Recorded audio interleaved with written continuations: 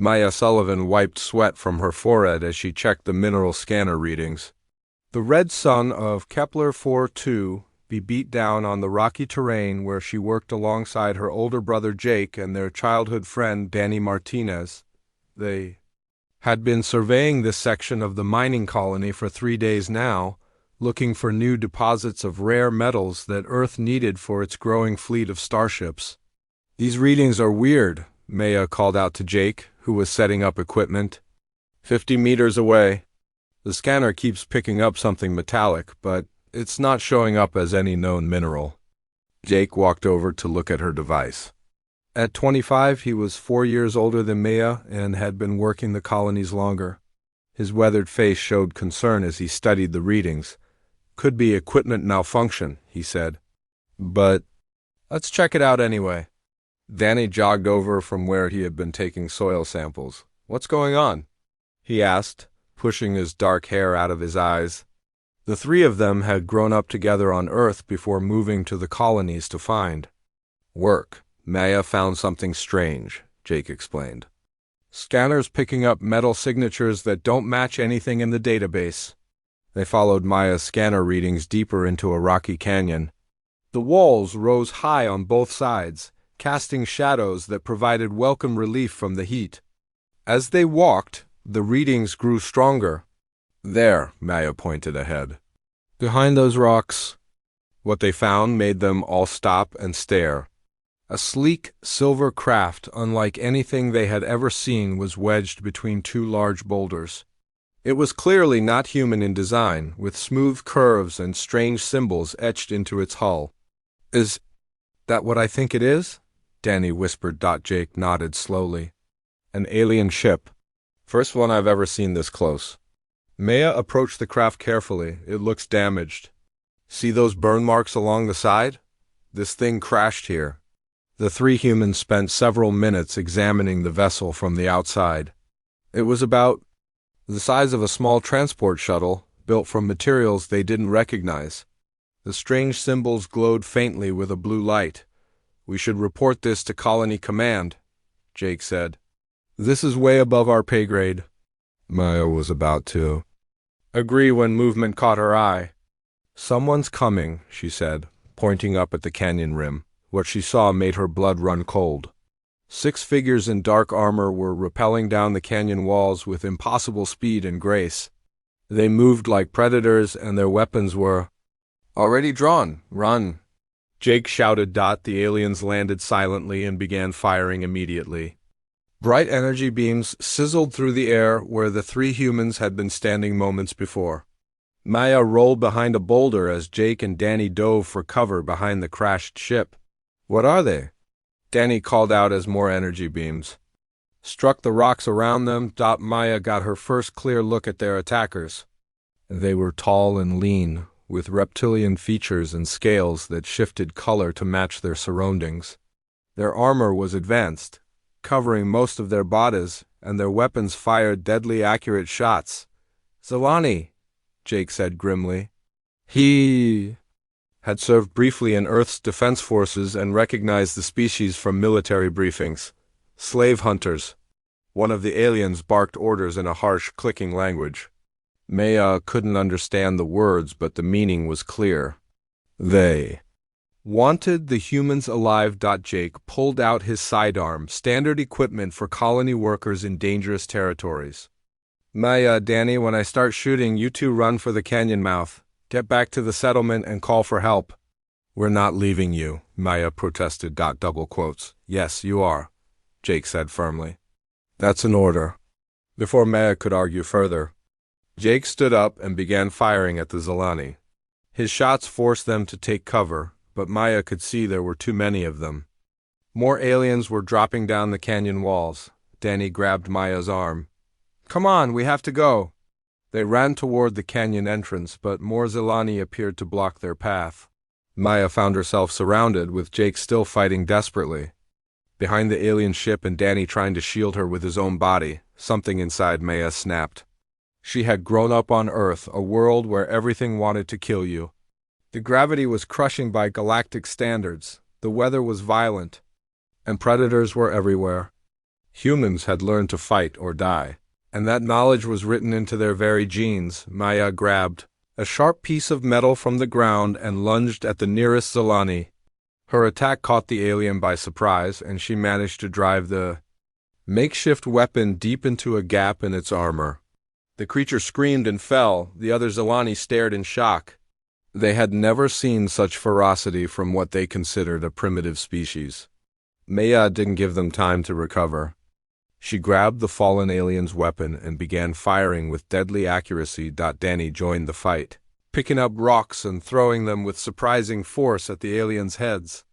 Even without military training, his human strength and coordination made him dangerous, but there were simply too many enemies.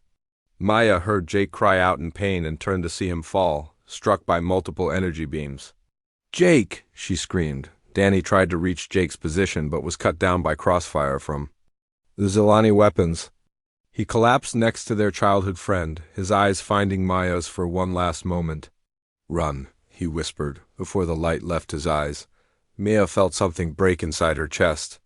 The two most important people in her life were dead, and she was alone with alien killers who wanted to take her as a slave. The rational part of her mind knew she should surrender. That continued fighting would only get her killed. Instead, she roared with pure human fury and threw herself at the remaining Zilani. What followed was a blur of violence that would be talked about in Zilani military circles for years to come. Maya moved like a force of nature, using the environment to her advantage, striking from unexpected angles, and refusing to stay down no matter how many times they hit her with their stun weapons. She killed 3 more of the aliens before their leader, a scarred veteran named Commander Vex Korthek, finally managed to get a clean shot with a neural stunner. Maya's body seized up and she collapsed, but even as consciousness faded, she was still trying to fight. Commander Korthek approached the fallen human carefully. In 30 years of slave raids, he had never seen anything like what this young female had just done. Half his team was dead, and the survivor was clearly something special. "This one goes to the arena," he told his remaining troops. "The masters will pay well for a fighter like this." Maya's last thought before the darkness took her was a promise. She would live, she would grow stronger, and someday she would make these aliens pay for what they had done to Jake and Danny. The Zilani had no idea. They had just captured something far more dangerous than a simple human colonist. They had taken a Deathworlder, and Deathworlders never forgot, never forgave, and never gave up. The transport ship that carried Maya away from Kepler 442 disappeared into the vast darkness of space, carrying with it the beginning of an empire's end. Maya woke up in chains. Heavy metal shackles bound her wrists and ankles, connecting to a collar around her neck that made every movement painful. She was lying on a cold metal floor in what looked like a cargo hold filled with other prisoners. The memories came flooding back, Jake falling under alien fire, Danny's last words telling her to run, the feel of alien blood on her hands as she fought like a wild animal, the pain of the neural stunner finally bringing her down. She tried to sit up and immediately regretted it. Every muscle in her body ached from the stunner's effects. A gentle hand touched her shoulder, and she looked up to see an elderly alien with kind eyes. "Easy, young one," the creature said in accented but clear English. "The neural shock takes time to wear off." The alien looked almost human except for the pale blue skin and the small ridges above his eyes. He wore the same prisoner chains as Maya, though his were clearly older and more worn. "My name is Theknu," he said quietly. "I have been a guest of the Zilani for many years. You fought well back there, but fighting will only bring you pain." Aboard this ship, Maya looked around the cargo hold. There were dozens of prisoners from different species she didn't recognize. All of them wore the same chains. All of them had the same hopeless look in their eyes. "Where are they taking us?" Maya asked. "Carnifex Prime," Theknu replied. "The gladiator world. You will fight in the arena for the entertainment of Zilani. Nobles, if you survive long enough, you might earn privileges. If you die, well, they will find another to take your place." The ship's captain, a female Zilani named Zara Hask, visited the cargo hold later that day. She was smaller than the soldiers who had captured Maya, with more colorful scales and jewelry that marked her as someone important. Captain Hask walked directly to Maya and stared down at her. "So you are the human who killed 3 of my soldiers," she said. Her English was perfect, without any accent. Commander Korthik was very impressed. "He thinks you will make an excellent gladiator." "I'm not fighting for your entertainment," Maya said. Captain Hask laughed, a sound like breaking glass. "You will fight or you will starve. Those are your only choices. But I like your spirit. It will make the matches more interesting." The journey to Carnifex Prime took 2 weeks. During that time, Maya learned about her fellow prisoners from Vecnu. Most of them had been captured during raids on their homeworlds. Some had been slaves for years, others were new like her. Maya also learned about the Zilani Empire. They controlled hundreds of worlds and saw themselves as the rightful rulers of the galaxy. Other species were either subjects to be used or enemies to be destroyed. The gladiator games were both entertainment and a way to show their power over those they had conquered. "The worst part," Vecnu told her one night, "is that some Zilani actually believe they are helping us. They think that by making us fight, they are giving our lives meaning." When they finally reached Carnifex Prime, Maya got her first look at a world dedicated entirely to violence. The planet was covered in massive arenas, training facilities, and slave quarters. Transport ships constantly arrived with new prisoners. While others left carrying wealthy Zilani who came to watch the games, Maya was processed like cargo. They gave her a number, 2847, and assigned her to a cell in the gladiator barracks.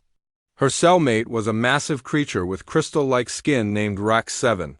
"Another human," Rax 7 said when Maya was shoved into the cell. His voice sounded like rocks grinding together. "I heard about your fight on the transport ship. Killing 3 Zilani with your bare hands is impressive, even for a Deathworlder. You know about humans?" Maya asked. "Everyone knows about Deathworlders now," Rax 7 replied. "Your species has quite a reputation. Strong, fast, and too stubborn to know when they are beaten. The crowds love watching humans fight." Maya's first match came 3 days later. They gave her basic armor and a simple sword, then shoved her into an arena the size of a football stadium. Thousands of Zilani spectators screamed from the stands as she faced her opponent. The other gladiator was a Thurian warrior named Ironback, covered in natural armor plating. He was twice Maya's size and carried a weapon that looked like a cross between an axe and a hammer. "I am sorry, little human," Ironback said as they circled each other. "I do not wish to kill you, but I must fight to live." Then we both fight. "To live," Maya replied. The match was brutal. Ironback was strong and experienced, but Maya was faster and more desperate. She used every dirty trick she could think of, throwing sand in his eyes and attacking from angles he didn't expect. When she finally brought him down with a lucky strike to the back of his knee, the crowd went wild. Maya stood over the fallen Thurian, breathing hard and covered in blood that wasn't all her own. She expected to kill him. That was how gladiator matches worked. But looking down at Ironback, she saw the same trapped desperation in his eyes that she felt in her own heart. Maya threw down her sword. "I won't kill him," she shouted at the crowd. "Find your entertainment somewhere else." The arena master, a fat Zilani named Sek Northen, was furious. He had Maya dragged back to her cell and beaten as punishment. But the crowd had loved her defiance. And that meant money. Over the following months, Maya fought again and again. She faced alien beasts, mechanical constructs, and other gladiators. She learned to use different weapons and to read her opponent's fighting styles. Most importantly, she learned to put on a show without actually killing whenever possible. Her reputation grew. The crowds called her the Terran Fury and bet heavily on her matches. Sek Northen hated her rebellious attitude but loved the profits. She brought him. Maya also made friends among the other gladiators. Ironback became a loyal ally after she spared his life. Whisper, a cat-like Nith assassin, taught her stealth techniques. Together with Rack 7, they formed a small family within the brutal world of the arena. But every night, when she lay in her cell listening to the sounds of other prisoners crying or screaming, Maya thought about Jake and Danny. She remembered her. Promised to make the Zilani pay for what they had done. The arena was making her stronger and teaching her to fight. But it was also showing her something else. The Zilani Empire was built on the suffering of countless beings like herself. Every gladiator match, every slave auction, every display of power was paid for with blood and pain. Maya began to understand that her fight was bigger than just personal revenge. She was part of something larger, a system of oppression that stretched across the galaxy. And if she was going to honor the memory of her brother and her friend, she would need to do more than just survive. She would need to find a way to tear that system down from the inside. Maya had been fighting in the arena for 8 months when everything changed. She stood over her latest opponent, a mechanical war machine that now lay sparking and broken at her feet. The crowd cheered as always, but Maya barely heard them anymore. She was thinking about the conversation she had with Whisper the night before. The cat-like Nith had discovered something important while sneaking through the arena's maintenance tunnels. "There are others like us," Whisper had whispered in her. Slaves who work in the kitchens, the power stations, the weapon shops. They all want to be free, but they need someone to lead them. Maya walked back to the gladiator quarters, ignoring Sec Northen's satisfied smile. Her handler was getting rich from her victories, but Maya was learning things that were worth more than money. She was learning how the arena worked, where the guards were weakest, and most importantly, how to inspire hope in people who had forgotten what freedom meant. That night, Maya met with her closest allies in Rack 7's cell. The crystal-skinned warrior had become her strategic advisor, while Ironback provided muscle and Whisper gathered information. Vec knew, the old philosopher, helped them understand the bigger picture of what they were planning. The kitchen staff say they can get us tools, Whisper reported quietly. Small things that won't be missed. Knives, hammers, even some basic explosives from the mining equipment. What about the guards? Maya asked. They change shifts every 6 hours, Ironback replied. The weakest time is during the 3rd shift, when most of the Zilani are sleeping. Only skeleton crews in the guard towers. Maya nodded. She had been watching the patterns for months, memorizing every detail of the arena's security. The Zilani were confident that their neural collars and energy barriers were enough to keep the slaves under control. They had never faced a coordinated uprising. We need to move soon, Maya said. The grand tournament starts next week.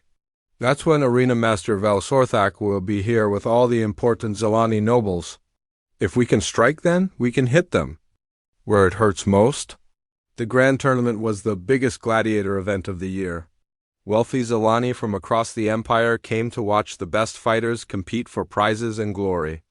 It was also the perfect time for a massive breakout, when security would be focused on protecting the VIP areas rather than watching the slave quarters. Over the next few days, Mao used her growing reputation to recruit more allies. Every gladiator who survived her matches became a potential soldier in her growing army. She spoke to them about home, about family, about the lives they had lost when the Zilani took them. We are not animals, she told a group of fighters in the training yard. We are not entertainment. We are living beings with the right to be free. The Zilani think they own us, but they are wrong. We belong to ourselves. Her words spread through the slave population like wildfire. Cooks, cleaners, mechanics, and guards all began whispering about the human gladiator who talked about freedom. Mayao's reputation grew beyond the arena walls. The night before the grand tournament began, Mayao received an unexpected visitor. Dr. Zek Varlin, the arena's chief physician, came to her cell alone. The Zilani doctor had treated Maya's injuries many times, and she had noticed something different about him lately. I know what you are planning, Dr. Varlin said quietly, and I want to help. Maya stared at the reptilian doctor in surprise. Why would you help us? Because I have seen, too, much suffering, Dr. Varlin replied. I became a doctor to heal people, not to patch up slaves so they can be sent out to die again. This system is wrong and it needs to end. Dr. Varlin provided Maya with something invaluable, detailed maps of the arena complex and the security, codes for several restricted areas. He also gave her information about a weakness in the neural collar system that could be exploited during the confusion of a breakout. On the first day of the grand tournament, Maya fought a champion from the outer territories. The match was supposed to be the highlight of the opening ceremonies, but Maya had other plans. As she stood in the center of the arena, she looked up at the thousands of Zilani spectators and made her choice. Instead of fighting her opponent, Maya threw down her weapons and began to speak. Her voice carried across the arena as she told the story of her capture, the murder of her brother and friend, and the months of slavery that followed. "You think you are better than us," she said, her words broadcast across the arena's communication system. "You think you have the right to take us from our homes and force us to fight for your entertainment? But you are wrong. We are not your property. We are not your toys, and today we take back our freedom." The crowd fell silent. Arena Master Vel Sorthek screamed orders at the guards, but it was too late. Maya's speech was the signal her allies had been waiting for. Explosions rocked the arena complex as Whisper's sabotage teams destroyed key power stations. The lights went out, the energy barriers failed, and the neural collars stopped working. In the darkness, hundreds of slaves began their fight for freedom. Maya grabbed weapons from the arena floor and led her gladiator allies up into the stands. The shocked Zilani nobles found themselves face to face with the beings they had been watching die for their entertainment. Many of the aliens fled in panic, but others tried to fight back. The battle spread throughout the arena complex. Kitchen staff attacked guards with improvised weapons. Maintenance workers sealed off escape routes. Even the non-combat slaves joined the fight, providing supplies and information to the rebels. Maya fought her way toward the control room, where Arena Master Vel Sorthak was trying to coordinate the Zilani response. She found him screaming into a communication device, calling for military reinforcements. "The slaves are rioting!" Sorthak shouted. "Send troops immediately." "The human started this. She must be stopped." Maya stepped into the control room, covered in blood and carrying a Zilani energy weapon. "Too late," she said simply. The fighting continued for hours. Maya and her allies managed to free over 300 slaves before Zilani reinforcements arrived. But they couldn't save everyone. Many of her friends and followers were recaptured or killed as the military restored order. Maya herself escaped, with her core group, into the underground tunnels beneath the arena. As they fled through the darkness, she could hear Sorthak's voice echoing behind them, promising terrible punishments for all who had participated in the uprising. But Maya wasn't thinking about punishment. She was thinking about the message they had sent. For the first time in decades, slaves had fought back successfully against their Zilani masters.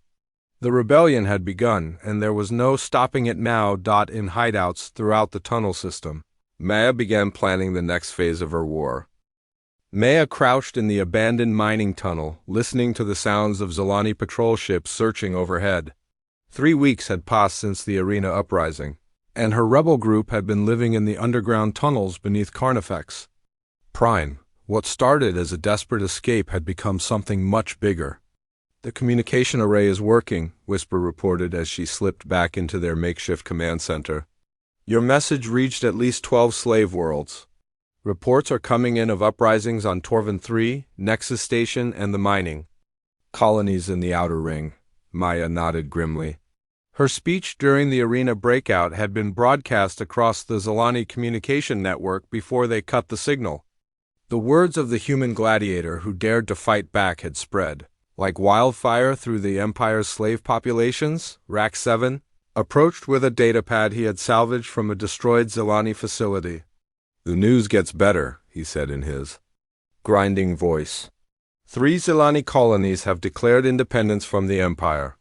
The rulers there are more afraid of slave revolts than they are of the Imperial fleet. Ironback looked up from the weapons he was cleaning. "How many fighters do we have now?" "Almost 800, Maya replied. "Not all of them are trained warriors, but they all want to fight. Dr. Varlin's medical supplies have kept most of them healthy, and the kitchen staff we rescued know how to find food in the tunnels." The Zilani had tried everything to root them out. They flooded some tunnel sections, used poison gas in others, and even sent in hunter teams with tracking animals. But Maya had learned guerrilla tactics from human military databases that Thek knew had helped her access. She kept her people moving, struck at unexpected targets, and always disappeared before the enemy could respond in force. Their biggest victory had come just 5 days earlier. Maya led a raid on Processing Station Gamma, where new slaves were prepared for the arena. The facility was lightly guarded because the Zilani never expected an attack so far from the underground tunnels. Maya's team had freed over 1,000 beings in that single raid. More importantly, they captured enough weapons and supplies to arm their growing movement. The success brought new recruits and new hope to slaves across the planet, but success also brought new challenges. Maya found herself responsible for thousands of lives, and the weight of command was crushing. Every decision she made could mean life or death for her followers. Every mistake cost lives. The pressure got worse when unexpected visitors arrived. At their hidden base, Maya was reviewing attack plans with her lieutenants when Whisper burst into the command center. "Ships incoming," the myth warrior reported breathlessly. "But they're not Zilani. The signatures are human." Maya's heart stopped. Human ships meant contact with Earth, possibly even rescue. She raced to the tunnel entrance where her fighters were taking defensive positions, ready to repel another Zilani attack. But the ship that landed in the clearing above their tunnel system bore the markings of the Terran Defense Force. Maya watched in amazement as the landing ramp lowered and the familiar figure stepped out. Amy. Sullivan looked older than Maya remembered, but there was no mistaking her younger sister's brilliant green eyes and determined expression. Behind Amy came a small squad of human soldiers in full combat armor. The sisters ran toward each other across the rocky ground. Maya couldn't believe Amy was really there until they crashed together in a desperate hug. "I knew you were alive." Amy sobbed into Maya's shoulder. "When the reports came in about a human gladiator leading slave revolts, I knew it had to be you. How did you find me?"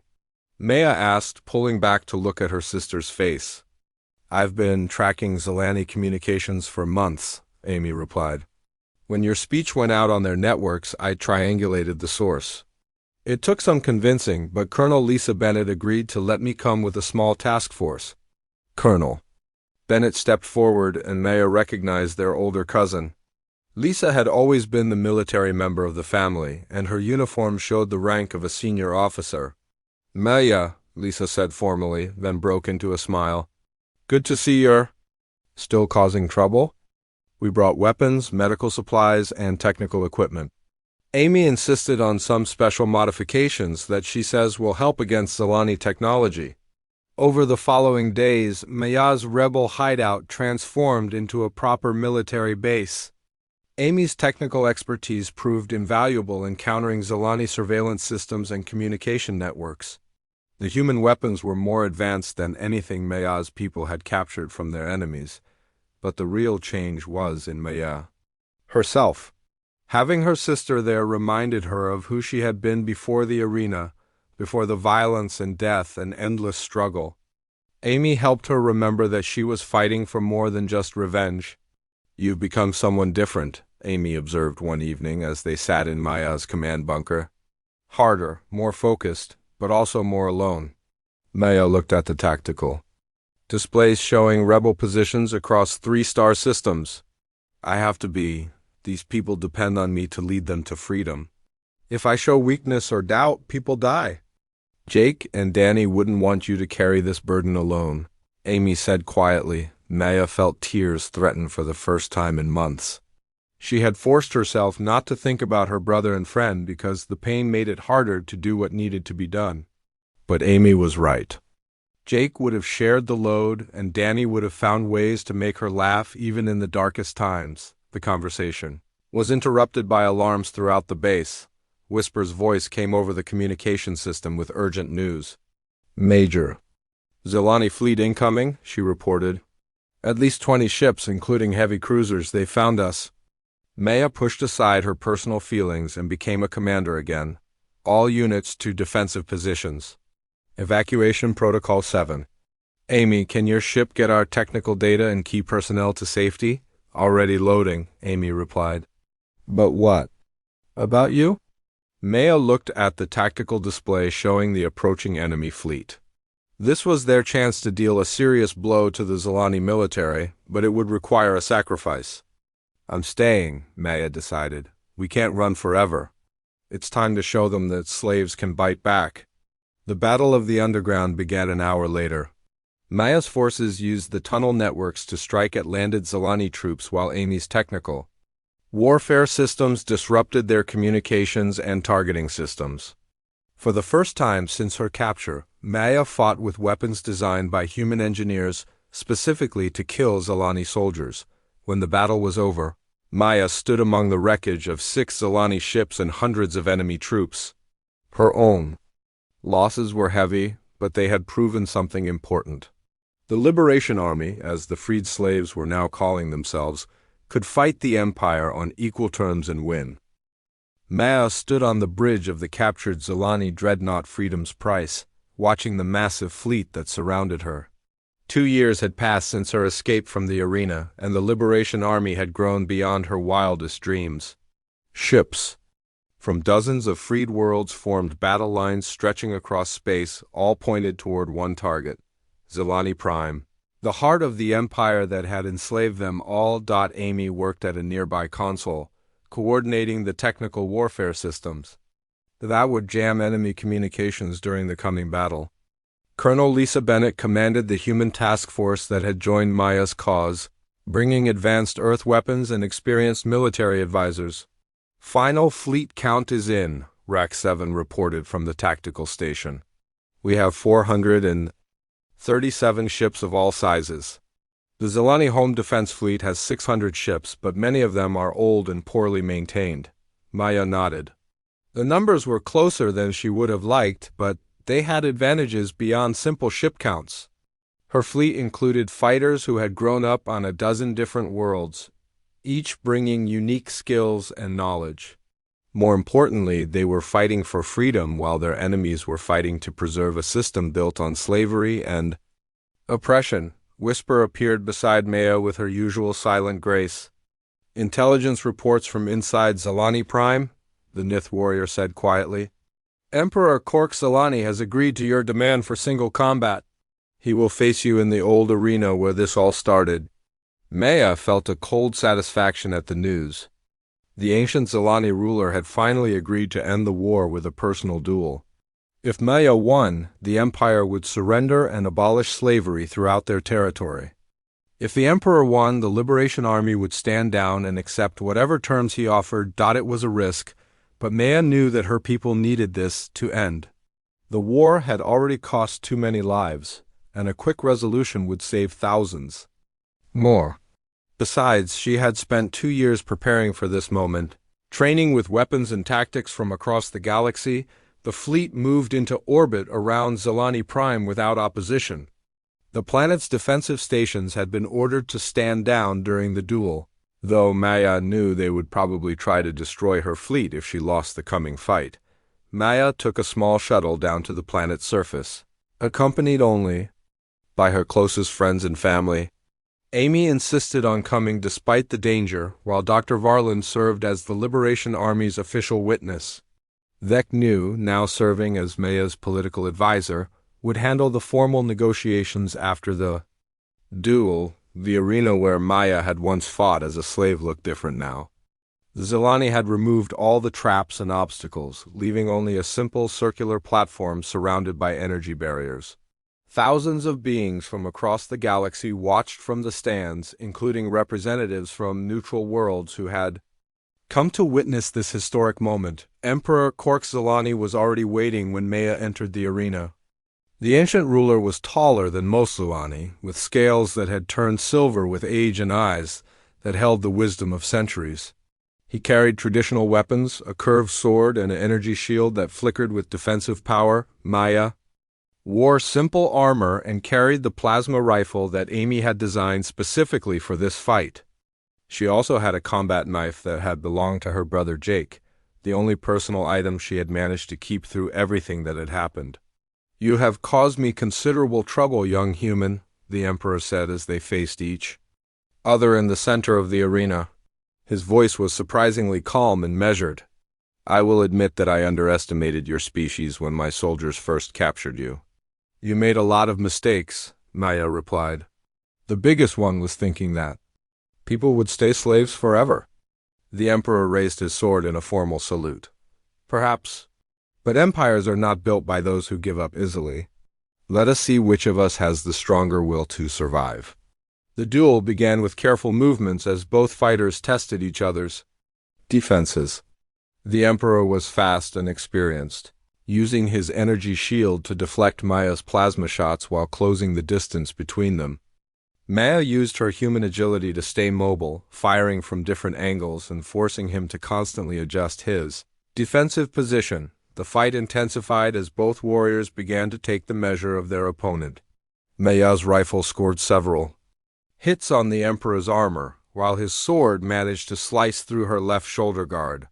Blood flowed from the wound, but Maya barely noticed the pain as the battle continued. Maya began to see patterns in the Emperor's fighting style.